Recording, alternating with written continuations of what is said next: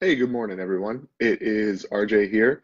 I am currently in Austin, Texas.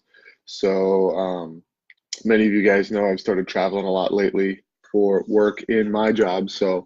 I think last time that I was on, I may have been in Florida. And we just got back from the Portland, Oregon course this last weekend.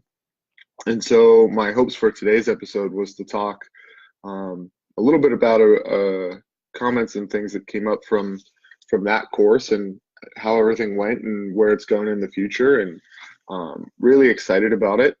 Had a great group. So shout out to New Heights Physical Therapy for hosting, and then all those guys that attended. It was awesome to kick off the course and get great feedback, and had a blast that weekend. So looking forward to doing more of it. Um, couple just quick reminders and announcements on my end. Some housekeeping stuff for all you guys. Coming up in Vegas on September 22nd, 23rd is the Performing Artist course with Jessica Davis. We're actually hosting it at one of our locations in Vegas. So should be a great time. I've been really excited to watch Jessica do her full course after seeing her at the sampler. So I'm really excited to have her come out and work with our team. We've also got that following weekend Professional Bike Fit up in Minneapolis, Minnesota, and then the Rising Tide event coming that same weekend with Jeff and all the crew that he's gathered together for that.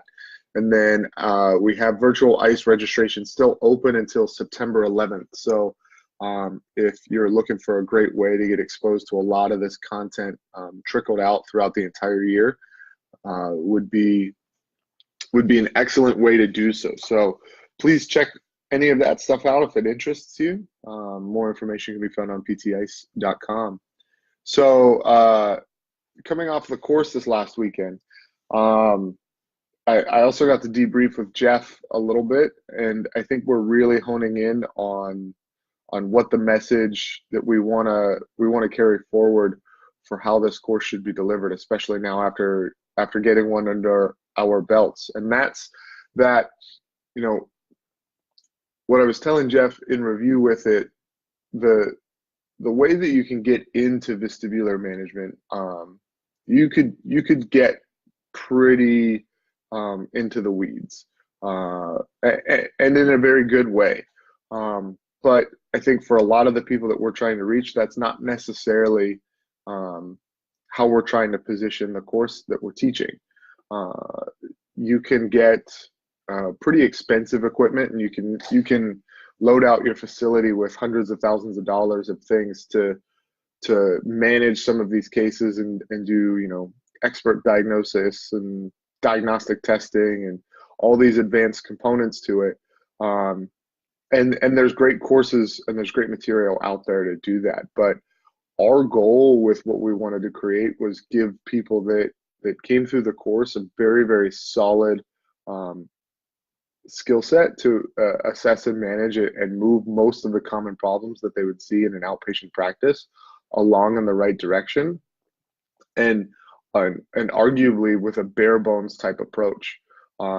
Can you do it without the fancy gadgets and gizmos? Can you have a patient walk in, take an excellent history, perform some solid bedside screening testing, and then give them a treatment plan that's going to move them along in the right way?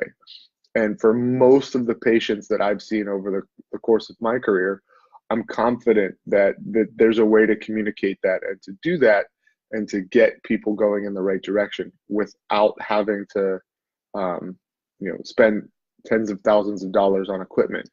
Is that equipment nice to have? 100%. And does it allow you to be a little bit more targeted and specific? It definitely can. Can you have allied relationships with other professionals in your market that might be doing that testing that you could lean on in those cases where you just need a little bit more help? You can also do that. And so the goal for our course became, can we give people the right questions to ask and then a handful of tests to come alongside of that, and come out of it knowing, hey, if a person came in with these symptoms, or a doctor referred me a patient because they had dizziness and it wasn't BPPV, would I feel like I had to kick them out because I couldn't help them? Or would I be able to ask the right questions and move them along in the right direction? So that became the goal. And I think we accomplished it. I think there's a lot of um, uh, rough edges that I'll be working to polish up for our next course that we've got in Colorado coming up in 2019. But all in all, I think the feedback that we got is that everybody was really happy and they felt like they were moving in that direction, in the right direction. One of the common things that kind of came up to me with the questions that we were being asked as we reviewed the material and we're going through day one and day two was this concept around like peripheral and central patterns, and this concept of vertigo and dizziness versus imbalance type dizziness. And a good way to kind of start thinking about what we're seeing in the difference between peripheral nervous system disorders and central disorders is if we come back to like the car analogy or the airplane analogy, where we have maybe arguably in the car the tires of the car blow out, but from an airplane standpoint, if you had a two propeller plane, the left engine and the right engine being your left ear and right ear, kind of pushing the organism forward. If one of those engines blows up, then the plane's going to start to turn out of control, and the pilot's going to steer correctly. And so if you have one-sided damage, so like a unilateral vestibular hypofunction, you have inflammation or something that irritates the right ear, the body's going to spin temporarily because of that. Now, say it's in the case of something like BPPV, you're actually having like a hyperactivation of the system. So you lay down on one side, the debris floats through there, it overexcites one ear compared to the other ear, creates a spinning sensation. So you can have it hyperactive or hypoactive, but anytime you start to have this change, there's usually going to be some presentation of a spin or motion perception that is going to become apparent. And then behind that is where you may have like a soliloquy of events of feeling internal motion, external spinning, difficulty with head turns with gaze stability, so keeping your eyes aligned and in place as you start to move your head.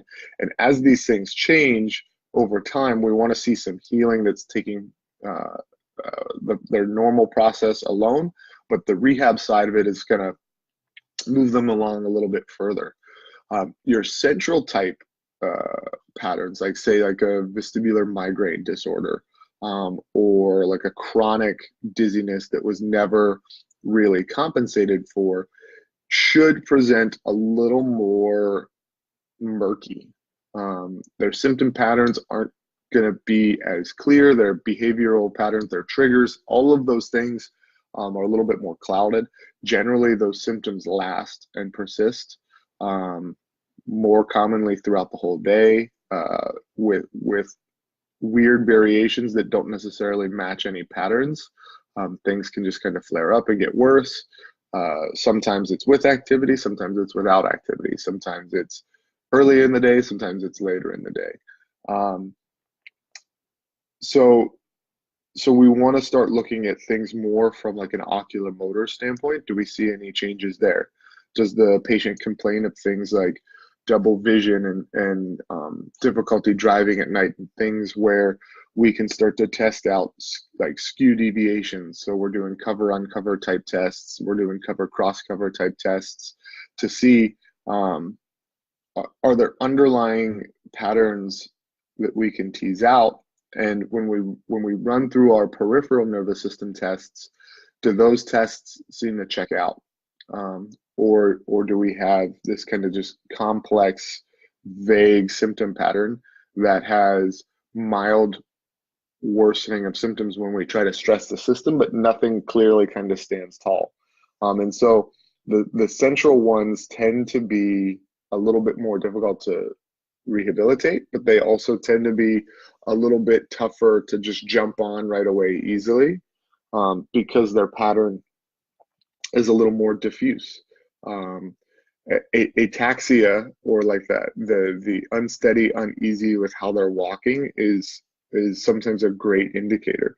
People that just don't move well anymore, maybe from a history of movement avoidance and trying to modify their symptom patterns, um, those tend to jump out a little bit more as central, as another indicator for you. But so as we look at these things, we want to understand if we can migrate them into one or two types of patterns, which is identifying in PNS or CNS, or if it's a mixed pattern, because that gives us some good indications on our long-term prognosis of treatment. So we generally know if we can jump out early and ahead with some peripheral disorders, giving them the nudge from rehab can help them get healthier much quicker, and we want to do that. But those central ones may need an extended period of time. And so just some things to consider. If you're seeing this and you're trying to look at an easy classification, then to determine the timeline for what you're looking for from rehab, a good pattern recognition just to wrangle that up. So, like I said, we've got some things coming up. The course with Jessica, the bike fitting up in Minneapolis, and then virtual ice being open. And if you want to catch the next round of dizziness, we're going to be in Windsor, Colorado, at CrossFit Endure is the facility that's going to host it, and that's going to be on the 19th and 20th of January. So we'd love to have you there. I think we're basically in Jeff's backyard with that one up in Colorado. So that should be fitting for a good time. I know that one's going to be, it'll probably be a little chilly. I'm looking forward to bringing my snowboard for that weekend, and maybe sticking around and getting a little action in there. But the course is going to be fire. So looking forward to catching up with you guys in a little bit. And have a great rest of your week and enjoy your weekend. Catch you later.